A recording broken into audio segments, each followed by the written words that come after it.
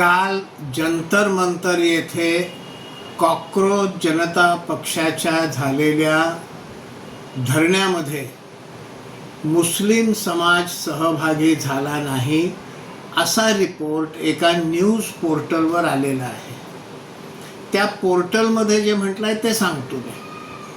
त्या पोर्टलमध्ये असं म्हटलेलं आहे, हे मी माझ्या पदरचं सांगत नाही आहे, की बाटला हाऊस असेल, शाहीनबाग असेल, ह्या भागातल्या मशिदीतल्या इमामांनी आपल्या समाजातल्या युवकांना असा सल्ला दिला की या आंदोलनामध्ये सहभागी तर होऊ नकाच, जिथे ते आंदोलन चाललेलं आहे त्याच्या जवळपास देखील जाऊ नका असा सल्ला दिलेला आहे.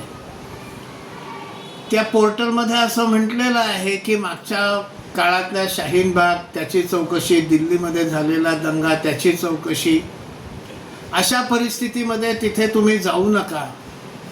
तिथे जर पुन्हा काही हिंसाचार झाला तर पुन्हा आपल्यावर बालंट येईल अशी भीती ही या समाजामध्ये आहे असं त्या पोर्टलमध्ये म्हटलं आहे.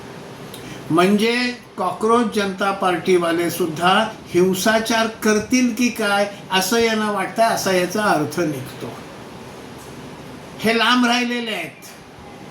इथे आणखीन एक आम्ही सांगू इच्छितो की मोठ्या प्रमाणावर फेसबुकवर वगैरे प्रचार केला जातोय की हा बाबासाहेब आंबेडकरांचं पुस्तक हातात घेऊन आला आहे, मी माझं भविष्य हे संविधानाला अर्पण केलेलं आहे, अशा प्रकारचा प्रचार हा केला जातोय.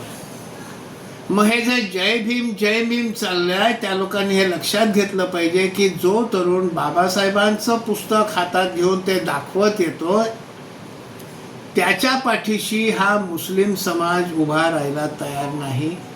त्यांनाही असं वाटतं की हे हिंसा करतील, त्यामुळे कोण कुठे आहे, कोण कुठे नाही आहे, कोण कोणाच्या बरोबर आहे, आपण उगाच कुठल्या तरी मृगजळाच्या मागे धावतोय का, हे या युवकांनी विचार करावा, एवढंच मला वाटतं. धन्यवाद.